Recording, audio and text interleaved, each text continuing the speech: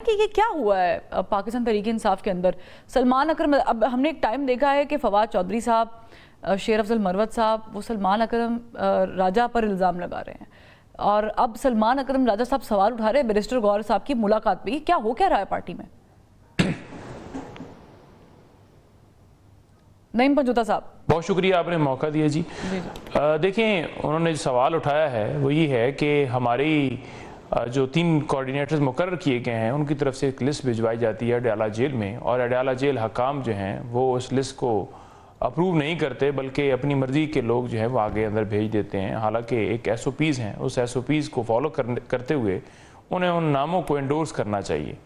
इसके अलावा जो उन खान साहब की बहनें हैं उनके ऊपर कतगन है कि बहनें नहीं मिल सकती, तो उस सूरत हाल के अंदर उन्होंने ऐसी बात की कि ऐसा क्यों हो रहा है जबकि हाई कोर्ट का हुक्म वाज़ेह भी है। क्यों कहने पे करते हैं? जाने जो है वो आप क्यों रुकावट डालते हैं? इससे पहले आपको याद होगा कि बाबर अवान साहब मुलाकात कर गए थे, तब भी सलमान अकरम राजा साहब ने ये सवाल उठाया था। आज आप भी मोरलेस सिमिलर बात कर रहे हैं, तो ये जेल हुकाम को कौन नाम भेजता है? क्योंकि at the end of the day represent तो वो आपकी पार्टी को ही कर रहे हैं ना।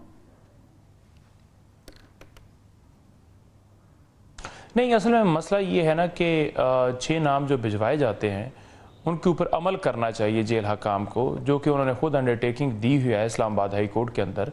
लेकिन जब वो अमल नहीं करते तो डेफिनेटली हम फिर बात करते हैं, वो उनकी अपनी मर्ज़ी है, वो समझते हैं जी कि ये बंदा नहीं जाना चाहिए, तो वो वहाँ पर जो खड़ा होता है उसको अंदर भिजवा देते हैं। तो ऐसा उन्हें नहीं करना चाहिए, यही इशू उन्होंने उठाया। तो फिर मुलाकात क्यों कर ली बैरिस्टर गौहर साहब ने? क्योंकि सलमान अकरम राजा साहब ने तो शायद नाम नहीं दिया होगा, क्योंकि नाम तो वही भेजते हैं। उनकी तो बहनों की मुलाकात का दिन था जी। वो यही बात कर रहे हैं ना कि जो SOPs हैं जिसके मुताबिक हम नाम भिजवाते हैं, नेक्स्ट ऐसे ही होगा और उस पर अमल हम करवाएंगे और तमाम लोगों को उसके ऊपर अमल करना होगा। क्योंकि खान साहब की 1-2 बहनों को जो उन्होंने कहा कि आप अंदर चले जाइए और सबको नहीं कह रहे थे, तो उन्होंने एक मॉरल ग्राउंड के ऊपर ये कहा कि नहीं हम जाएंगे तो सब जाएंगे। ये क्या बात हुई कि ये जाएगा और ये नहीं जाएगा? तो यही बात की कि जब नाम भिजवाए गए हैं जो, वो अगर नहीं अलाउ करते तो फिर बाकियों को भी जो है वो नहीं जाना चाहिए। नहीं, तो मैं यही तो पूछ रही हूँ पंजोता साहब, फिर क्यों गए बैरिस्टर गौहर? इकट्ठे बैठ के दोनों ने प्रेस टॉक की है। मैं यही तो पूछ रही हूँ कि वो गए क्यों फिर? जी देखें, बैरिस्टर गौहर साहब, क्योंकि इससे लास्ट जो मीटिंग थी उसके अंदर उन्होंने जो है 3 लोगों को भेज दिया था, जिसमें गौहर साहब नहीं थे और 2-3 लोग थे। इसमें भी एक और खातून भेजी गई थी और मुख्तलिफ और लोग भेजे गए थे। तो वो इसलिए गए कि बजाय ये कि बंदा जाए ही ना, क्योंकि उन्होंने ऊपर से शायद कांटा लगाया हुआ हो ना कि राजा साहब नहीं जा सकते, मतलब ये कितना मुज़ाहिरा फेज है पंजोता साहब, आई एम सॉरी, लेकिन बाहर डाला खड़ा हुआ है, बाकी जा रहे हैं तो हम भी चले जाए। सर जी, बाहर डाला खड़ा हुआ है, बहनों को गिरफ्तार करके लेके जा रहे हैं, उनको डाल रहे हैं, और बैरिस्टर गौहर साहब कह रहे हैं नहीं बड़ी ज्यादती है सईद कारी साहब, बहुत ज्यादती है, ये नहीं होना चाहिए था, लेकिन हम मुलाकात करने जा रहे हैं। सर मुझे समझ नहीं आई, that doesn't make sense anyways. Qazi साहब, ये अभी आपने दोनों की बात सुन ली, वो कह रहे हैं जी गवर्नमेंट का इसमें कोई हाथ नहीं है, और पंजोता साहब कह रहे हैं कि स्टोरी ये है कि आइंदा से ऐसे नहीं होगा। पर मुझे ये बताएं कि जो शेर अफजल मरवत साहब ये बात कर रहे हैं 3 प्रेशर ग्रुप्स की, इससे पहले फवाद चौधरी साहब मेरे प्रोग्राम में बाकायदा डिटेल्स बताकर चले गए कि कौन कौन से ग्रुप्स क्या क्या काम कर रहे हैं PTI के अंदर, और आज शेर अफजल मरवत साहब भी बात कर रहे हैं। क्या कर रही है PTI? देखिए, मेरा ख्याल ये है कि ये सारी बहस इररेलेवेंट है। यहाँ हम अगर टीवी पे बैठ के साबित कर दें कि 1 करोड़ 29 लाख ग्रुप PTI में बन गए हैं, इट डजंट मैटर।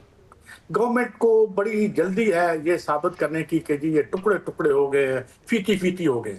हमाकत ये कर रहे हैं कि हर रोज किसी ऐसे अमल से, किस दिन उसकी हमशीरा को उठा के गाड़ी में लेके गिरफ्तार करके उसका 1.5 फुट कद और ऊंचा कर देते हैं। Nobody else matters in this party।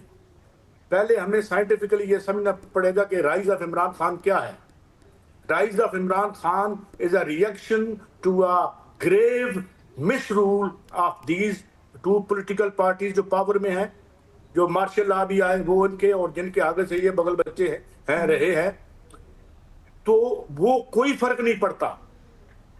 क्योंकि असल प्रॉब्लम ये है, हाँ मैं ये बात मानता हूं कि मूवमेंट उस तरह से नहीं बन पा रही, और उसकी एक वजह है और वो PTI की कमजोरी है।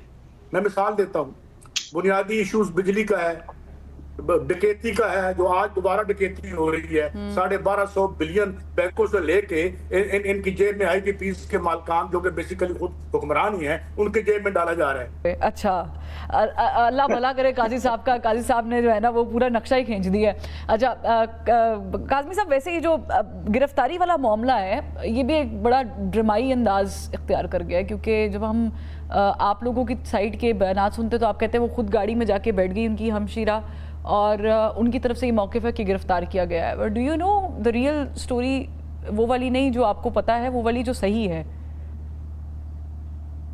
परवा, सबसे पहले तो काजी साहब ने एक कसीदा पढ़ दिया इन्होंने कि इमरान खान ख्वाबों में आके डराएगा, और 2 जमातों के हवाले से इन्होंने कहा दोनों जमातों के लीडरान पे बड़ा सख्त वक्त आया, लेकिन उनको आता नहीं था कि कैसे अपने सियासी मफाद के लिए रियासत के खिलाफ झूठा प्रोपेगेंडा किया जाता है, किस तरह अपनी सोशल मीडिया को मुल्क के खिलाफ इस्तेमाल किया जाता है। इंटरनेशनल प्लेटफॉर्म मियां नवाज शरीफ को मुयस्सर था, लेकिन वो एक लफ्ज रियासत पाकिस्तान के खिलाफ नहीं बोले।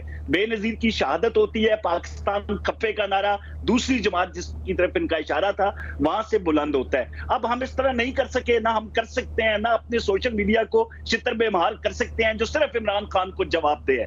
जो भी इंटरनेशनली रियासत पाकिस्तान के खिलाफ झूठ बोला जाता है वो इमरान खान की इजाजत के साथ, जिसका अलीमा खान ने एतराफ किया कि किस तरीके से जिब्रान अलियास को वो भिजवाती हैं चीजें और फिर वो सोशल मीडिया की जीनत बनती है। तो तमाम तर ये चीजें जब आएंगी तो वो ख्वाबों में हर मुहिब्बे वतन को डराएगा।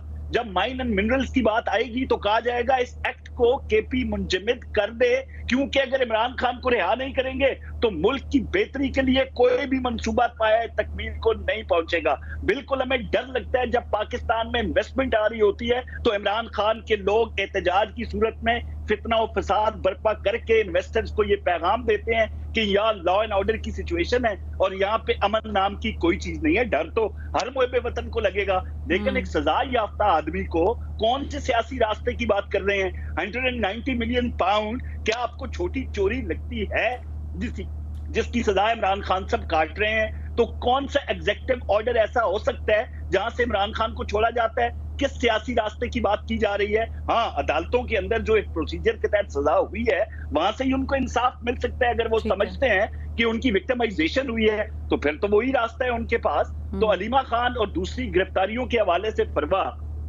आपने देखा कि पुलिस का डाला वहां पे खड़ा है, उसको इन ड्राइव के तौर पे इस्तेमाल किया जा रहा है। कोई पुलिस वाला उनको धक्का नहीं दे रहा, आराम और सुकून से बैठ के नारे लगाए जा रहे हैं और अगले स्टॉप पे उतरा जा रहा है। तो ये एक टोपी ड्रामा कल किया गया ताकि इंटरनेशनली एक दफा फिर ह्यूमन राइट्स का रोना रोते हुए रियासत पाकिस्तान को बदनाम किया जाए कि हमें इन्होंने खवातीन को गिरफ्तार कर लिया। किसी को गिरफ्तार नहीं किया गया। एक जगह से बैठ के पुलिस वाले इनको कह रहे हैं उतरे, खवातीन कह रही है नहीं हमने तो आपके साथ ही जाना है, हमने तो पुलिस स्टेशन जाना है। तो ये एक टोपी ड्रामा था वहां पे जो क्रिएट किया गया, इसके पीछे किसी किस्म की कोई हकीकत नहीं। चलें,